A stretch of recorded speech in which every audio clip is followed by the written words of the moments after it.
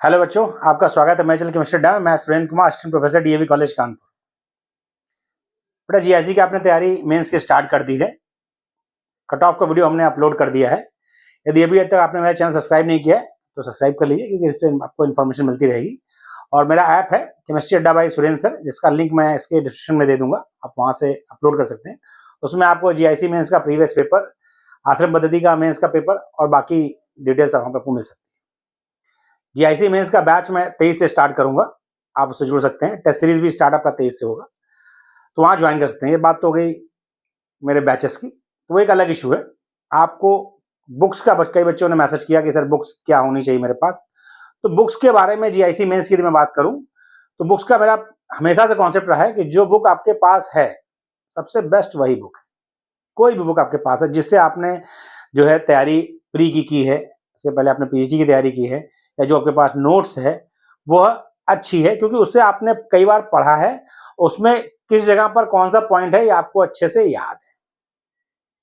अब बात आता है, कुछ बच्चे सोचते हैं कि नहीं सर एक आध बुक मुझे और लेनी है, या फिर कौन सी और बुक मैं ले लूं, या किसी से मान लो आपको मिल जाए फ्रेंड से या सीनियर से, उन सब बातें होती है। इसमें दोनों बुक की मैं बात करूंगा, क्योंकि हिंदी 100 नंबर की आएगी बेटा, 50 नंबर का निबंध, 50 नंबर का हिंदी ग्रामर। हिंदी पर मैंने इससे पहले वीडियो एक अपलोड कल किया था, उसमें बताया था कि हिंदी बहुत जरूरी है, क्योंकि पहला पेपर है। और उसके बाद क्या है कि उसमें आपको 40% कट ऑफ उसमें भी होगा ही होगा, क्योंकि दोनों अलग अलग पेपर है बेटा, तो वह भी आपका क्वालिफाइंग होगा। 40% कम उसमें आएगा तो मुझे लगता है कॉपी चेक नहीं होनी चाहिए। ऐसा दिया अलग से नहीं है, लेकिन क्योंकि अलग अलग पेपर है इसलिए उम्मीद की जाती है कि होनी चाहिए। और नहीं भी है तो आपको दोनों एड ऑन करके मार्क्स बनेगा, 400 नंबर से मेरिट होगी। इंटरव्यू जीआईसी में नहीं है, सिर्फ मेंस में जो आप मार्क्स दोनों पेपर में मिला के पाएंगे उसके हिसाब से मेरिट बनेगी और उसी हिसाब से आपका सिलेक्शन होगा। तो हिंदी पर आपको फोकस रखना है। आप 1-1 घंटा ही पढ़िए, लेकिन हिंदी पढ़िए। केमिस्ट्री राइटिंग की प्रैक्टिस करिए। क्वेश्चंस के लिए हम टेस्ट सीरीज स्टार्ट करेंगे, उसमें आप लेंगे बैच लेंगे, तो बैच में आपको केमिस्ट्री, हिंदी और टेस्ट सीरीज और उसका इवैल्यूएशन तीनों बैच में इंक्लूड है। टेस्ट सीरीज में आपका टेस्ट पेपर और उसका इवैल्यूएशन रहेगा। अब हम लोग बुक्स की बात करते हैं। तो बुक्स में यदि मैं स्टार्ट करूं आपसे, तो हिंदी पर पहले बात करता हूं। हिंदी की जो बुक्स हमने पूछा अपने जानकारों से, जो हमारे प्रोफेसर हैं, तो ये एक बुक आपकी समान हिंदी की डॉक्टर पृथ्वीनाथ पांडे की है। ये बुक आपके पास होनी चाहिए, क्योंकि आप जो भी एग्जाम दोगे, पॉलिटेक्निक का एग्जाम दोगे, वहां भी आपका ग्रामर आता है। तो पृथ्वीनाथ पांडे जी की बुक है नालंदा पब्लिकेशन की सामान्य हिंदी। यदि ये आपके पास है तो द गुड है। यदि वो इसके अलावा ये बुक भी आपके पास है, एक हिंदी की आती है, हिंदी शब्द अर्थ प्रयोग, डॉक्टर हरदेव बाहरी। इन दोनों किताब आपके पास हैं तो द गुड है। दोनों में से कोई एक है, काम चल जाएगा। नहीं तो आप दोनों ले सकते हैं। दोनों किताबें बहुत अच्छी हैं, बहुत मोटी नहीं है, पढ़ने में बेनिफिशियल है। थोड़ा थोड़ा पढ़ते रहेंगे, क्लासेस तो मेरे बैच में चलेगा, लेकिन थोड़ा थोड़ा पढ़ते रहेंगे तो इंटरेस्ट बना रहेगा। क्योंकि इंटरेस्ट बना रहता है भाई, देखिए आप कॉन्वेंट से पढ़े हो, कहीं से पढ़े हो, कुछ चीज समझ लीजिए, क्योंकि आप यूपी में हैं, हिंदी भाषी हैं, तो चीजें पढ़ने में आपको इंटरेस्टेड आएंगी, कोई समस्या नहीं आएगी। तो आप विश्वास से पढ़ेंगे तो चीजें आ रहेंगी। तो ये दो बुक आपकी समान हिंदी के लिए हो गई। ये दोनों बुकें, एक आपका नालंदा पब्लिकेशन की समान हिंदी डॉक्टर पृथ्वीनाथ पांडे, और दूसरी आपकी है हिंदी शब्द अर्थ प्रयोग डॉक्टर हरदेव बाहरी। ये दो किताबें आपकी हिंदी के लिए हो गई, ग्रामर के लिए। तीसरी बुक हमें लगता है कि निबंध वाली नहीं है। एक निबंध की बुक आपका लेनी है। आपको निबंध की बुक घटना चक्र की आती है। मार्केट में आप जाएंगे तो बोलेंगे हमें ऐसे के लिए बुक चाहिए, तो निबंध की बुक हमेशा अवेलेबल रहती है। यूपीएससी मेंस के लिए ऐसे के लिए मार्केट में अवेलेबल रहती है, उसको आप ले लीजिए, थोड़ा उससे आइडिया होगा। बाकी ऐसे का आइडिया हम भी एक वीडियो बनाएंगे, यूट्यूब पर अपलोड करेंगे। बैच की बात अलग है, यूट्यूब पर भी एक ऐसे का एक हमारे सीनियर है, उनसे मेरी बात हुई है। जब भी टाइम देंगे तो उसका वीडियो आपको ऐसे राइटिंग कैसे की जाए उसका एक वीडियो हम आपको देंगे। बाकी बैच में तो चलाएगा वो चलाया जाएगा। अब आते हैं केमिस्ट्री पर। केमिस्ट्री मेंस के लिए जो बुक प्रीफर मैं करता हूं 10+2 के लिए, वो है आपका मॉडर्न एबीसी प्लस। मैं आपसे कहा आपके पास प्रदीप है, एबीसी है, कोई दिक्कत नहीं है। बुक यदि आपके पास 11-12 की है, देखिए एनसीईआरटी बुक अच्छी है, लेकिन बहुत कंप्रेस फॉर्म में दी है, तो एनसीईआरटी अकेले से काम नहीं चलेगा। तो आपके पास साइड बुक एक होनी चाहिए 11-12 दोनों के लिए। यदि आपके पास, मैंने कहा प्रदीप की है, किसी की बुक यदि आपके पास जीआरबी पब्लिकेशन की है तो भी कोई समस्या नहीं है। यदि आपके पास नहीं है तो एबीसी प्लस यदि आपके पास अवेलेबल है। मैं फिर बुक के लिए कहता हूँ कोई जरूरी नहीं कि आप नई बुक परचेस करें, सेकेंड हैंड बुक भी आप ले सकते हैं, कोई इसमें समस्या की बात नहीं है। कंटेंट पुराना चाहिए, एक बार पेजेस देख लीजिए। तो फर्स्ट हैंड सेकेंड हैंड में कोई परिवर्तन नहीं है, बुक्स पुरानी लेने में फायदा यह है कि उसमें आपको टॉपिक्स मिलेंगे, क्योंकि एनसीईआरटी ने अपना सिलेबस चेंज किया है। हो सकता है नई किताब में आपको बहुत से चैप्टर ना मिले, तो बुक खरीदते समय ध्यान रखिएगा यदि लेटेस्ट एडिशन होगा तो ये भी हो सकता है कि उसमें state of matter, P block elements ये सब ना मिले। तो यदि आप नई बुक परचेस कर रहे हैं तो ऑनलाइन मत परचेस करें, शॉप पर जाके सारे चैप्टर्स देखकर करें, क्योंकि सीबीएसई ने और मतलब नीट जेईई ने अपना सिलेबस चेंज किया है, सीबीएसई बोर्ड ने अपना सिलेबस चेंज किया है।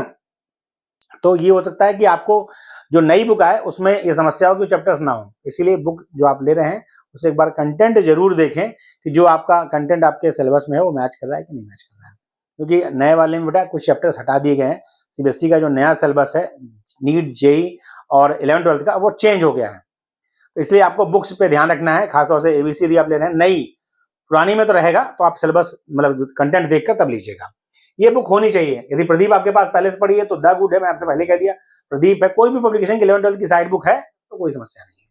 नई बुक खरीदने का कोई चक्कर नहीं है, नहीं है तो ले लीजिए। नई बुक से बहुत लेने नहीं होता, क्योंकि पुरानी बुक आपकी मार्क होती है तो ज्यादा फायदेमंद है।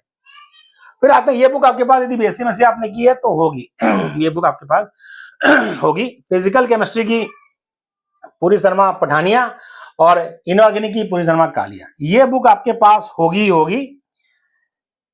अवेलेबल होगी आपके पास, नहीं तो आप लाइब्रेरी वगैरह से ले सकते हैं। बहुत अच्छी बुक है, हम लोगों ने बीएससी किया, आज तक उस बुक में बहुत चेंज नहीं है।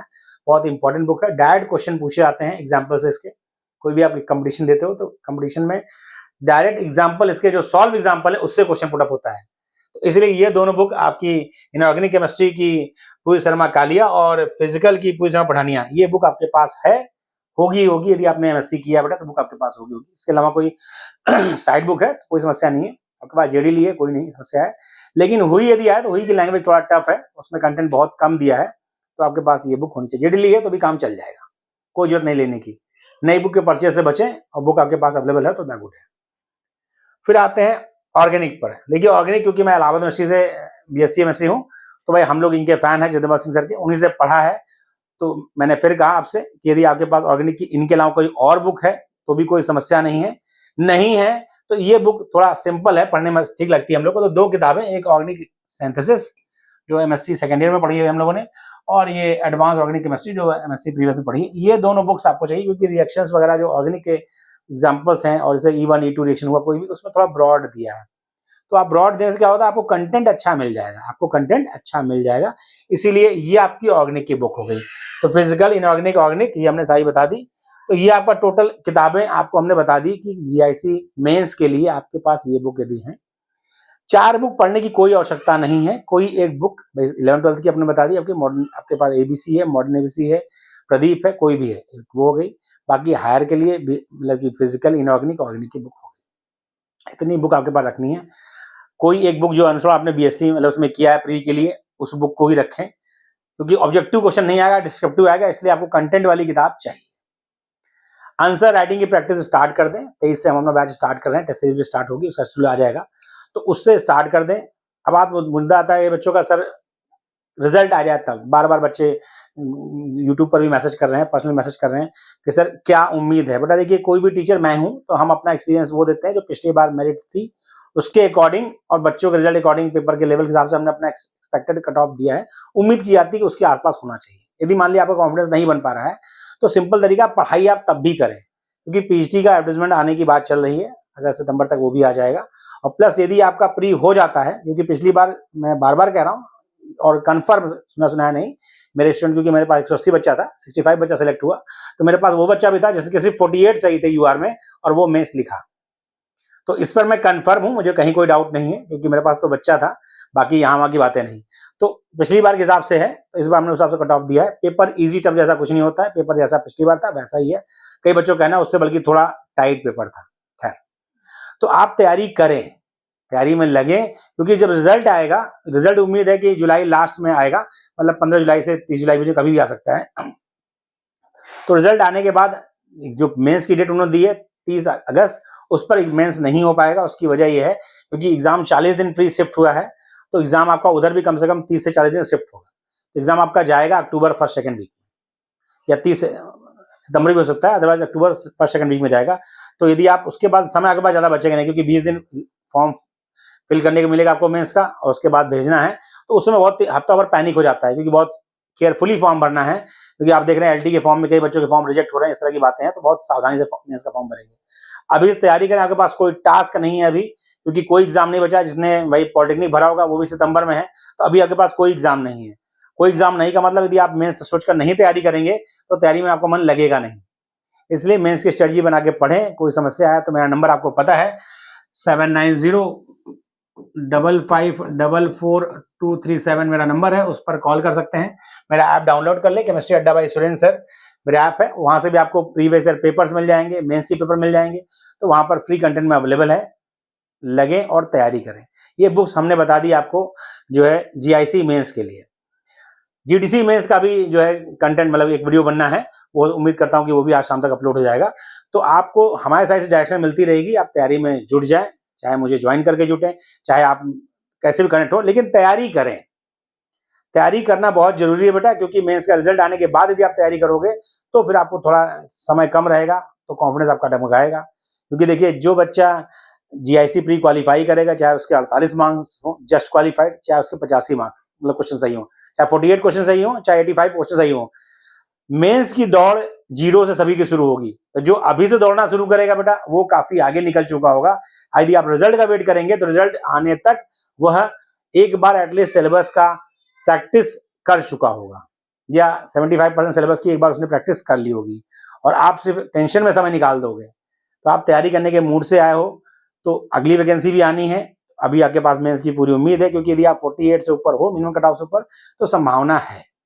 तो इसलिए आप तैयारी में जुट जाएं, और उसके बाद रिजल्ट आ जाएगा तो आपकी मेहनत जाया नहीं जाएगी, क्योंकि जो यूपी पीएचडी की बात चल रही है वो भी अपडेट रहेगा, तो आपकी मेहनत कभी जाया नहीं जाती। तो इसलिए तैयारी में जुटे। आप कई दिन हो गए, 14 को आपने एग्जाम दिया, तो कई दिन आप मातम मना चुके। यदि आपको लग रहा है कि क्वेश्चन कम हो गए, सिली मिस्टेक हो, तो ये सबसे उबरो बेटा, क्योंकि आप टीचिंग का तैयारी कर रहे हो, और टीचिंग की तैयारी करो यदि आप ही डिप्रेशन में जाओगे, आप ही टेंशन में जाओगे, तो बच्चों को क्या सिखाओगे। तो इसलिए आप, एक आध दिन चलता है, सबको टेंशन होती है, लेकिन आपने सिली मिस्टेक कर दी, बबल गलत भर दिया, वो सबसे अब उभरिए और तैयारी में लगी। कोई समस्या है तो नंबर मेरा आपके पास है, उसे सेव कर लीजिए, 7905544237। मैसेज कर सकते हैं, कॉल कर सकते हैं। यदि मैं बिजी रहूंगा तो अलग बात है, वरना मैं रिवर्स कॉल करता हूं, बैक कॉल, अदरवाइज मैसेज में आपको जवाब मिल जाएगा। तैयारी में लगे, शुभकामनाएं। अब इसका अगले वीडियो में हम लोग जो है, जो पहले पेपर हो चुके हैं, एक ही पेपर जीआईसी मेंस का हुआ, थोड़ा उसको भी डिस्कस करेंगे। ठीक है, थैंक यू।